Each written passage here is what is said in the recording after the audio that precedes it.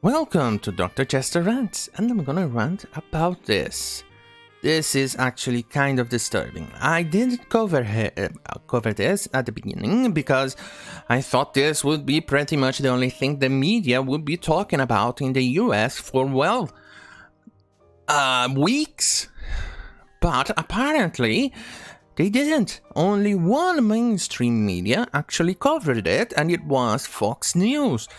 But today in the morning, apparently, there was a small tweet from CNN mentioning this, but they did not mention the race or the face or name of the attacker.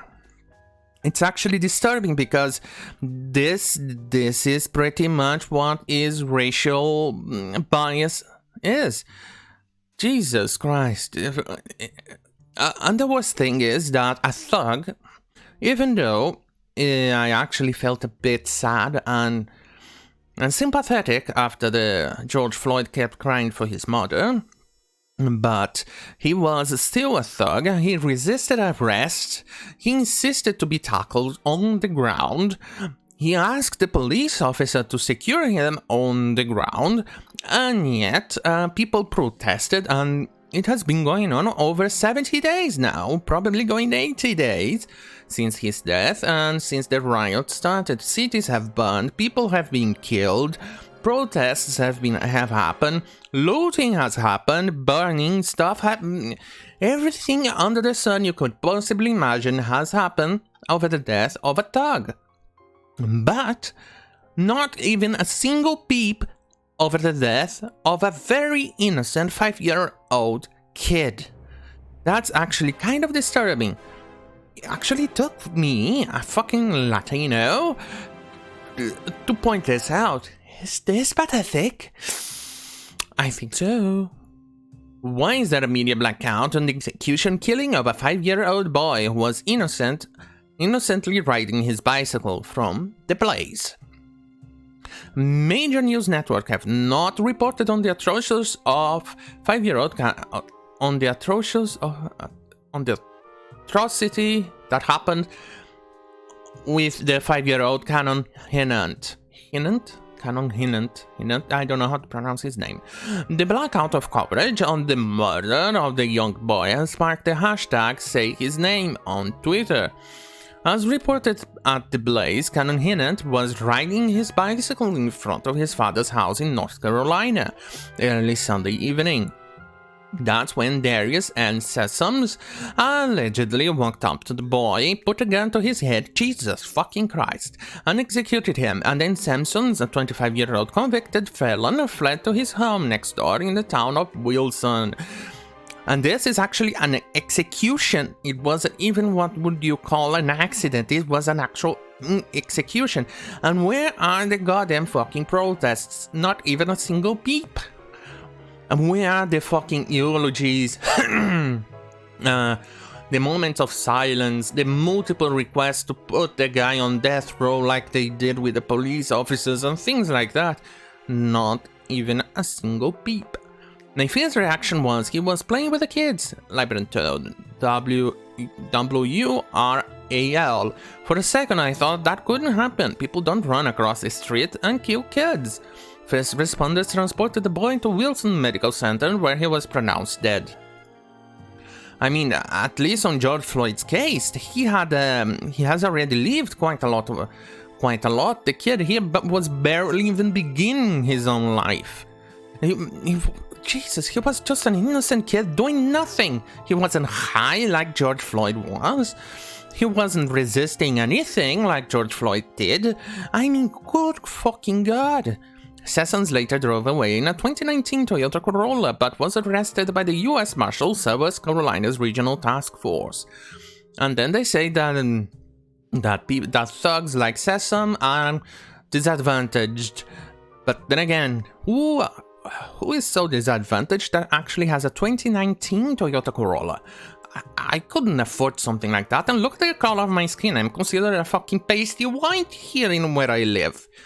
Anyway, he was charged with the first-degree murders, as well as a lengthy criminal record that includes multiple felony drug charges, multiple felony probation violations, and charges on his record for possessing stolen firearms. A neighbor said that Sessoms and Cannon's father, Austin Hinnant, had dinner together Saturday night, and Sessoms was at his neighbor's home before they murdered on Sunday. We used to play together, and I never thought he would kill someone. A mother now has to lay her son to rest at 5 years old, which she should never have to do.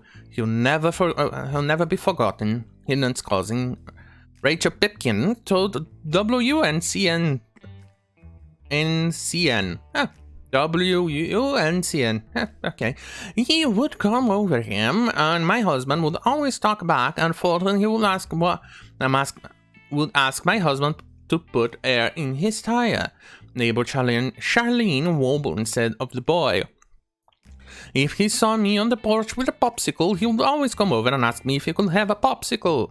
By Wednesday night and into Thursday morning, the hashtag Say His Name trended on Twitter, many including Jason Howerton pointed out that there was zero coverage on Hinnant's murder by several mainstream media networks.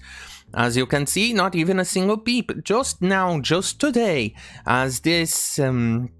Today on the 14th, in fact, that CNN made a report. As I said in the beginning of the video, they barely even covered it, and they even say the race of the guy. They usually say pretty loud and clear when they put on the headline and some innocent black person, usually a thug, gets killed. A white man kills a poor innocent black thug, peaceful black thug.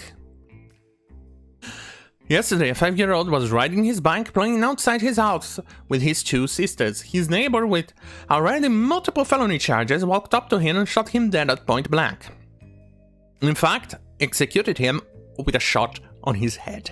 5 years old, JFC. Where the hell is the media coverage? You will not find it. It took what? I don't know. Thousands and thousands of people actually tweeting and forcing the media to actually cover it for CNN to even fucking bother doing it. At the time of publications, a search of Canon Hinnant produced no results on the websites of ABC News, CBS, NBC, MSNBC, CNN, NPR, New York Times, The Washington Post, Time, or Newsweek. Only CNN after a while. It appears that Fox News was the only mainstream media to cover the horrible death of the 5-year-old. International news outlets such as the Sun, Daily Mail, and The Independent have reported on the boy's murder. And here, around here in this shithole of a country, not even a single peep. But I can tell you, George Floyd kind of annoyed the shit out of me on TV for a couple of days. Yes. Canon Hinnant's funeral will be held on Thursday night, and a candlelight vigil is scheduled for Friday night at 8 p.m. at the steps of the Wilson County Courthouse. I want everyone to show up for my baby. If you love me and have any heart at all, or love my child, please show up, the mother said. A GoFundMe campaign titled Justice for Cannon has raised nearly $120,000 since being created on Wednesday. On Sunday, August 9th, this precious angel was playing outside with his siblings when he was murdered. He was merely doing what he would do any other day, and that's playing with his sisters, riding his bike, doing what kids do, all of the innocence that comes with being a child. The description of the campaign started by Gwen Hinnant read. This family has faced unimaginable pain because of this senseless act of violence. The GoFundMe states, we are asking for your donations to assist with anything that may be needed for expenses related to his services. We offer our sincerest appreciation in this extremely difficult time. Tell you the truth, if I saw the guy doing that to someone or trying to attempt to kill a kid, I'll probably jump on top of the guy and tackle him down, but... like I said, that's probably easier than done. I'll probably chicken out. I don't know what I would do, really. But for fuck's sake, what the fuck is wrong with this guy's mind? Just to go and walk to a kid and then shoot at him. Here's the face of the fucking criminal. This is from Daily Wire. The title reads: Black man arrested for allegedly executing white 5-year-old boy in front of sisters. This one, this sim is slightly bit older than the Blaze, I think. Let me confirm here. Yes, August, yes, it's definitely slightly older, but anyway, the guy got arrested, as you know here, and the news Blaze did a very good job in actually showing this, and apparently CNN just decided to make a single news on the 14th of August, and I'm only covering it because apparently not even a single, only one tiny little mainstream media covered it on the US. Here is this the GoFundMe for the family, and thankfully they have already reached $444,481. Hopefully they reach even more than they actually need it, because definitely what happened here is just absurd. Thank you to everyone who was capable of donating this to this boy's family. They are going to need it more than anything, not only for funerals, but probably for the entire family as well. And hopefully this also means they can move to a better place as well. And probably also psychological help, because quite frankly, even if that happened to me, I would probably be needing a good shrink by now. And look at this.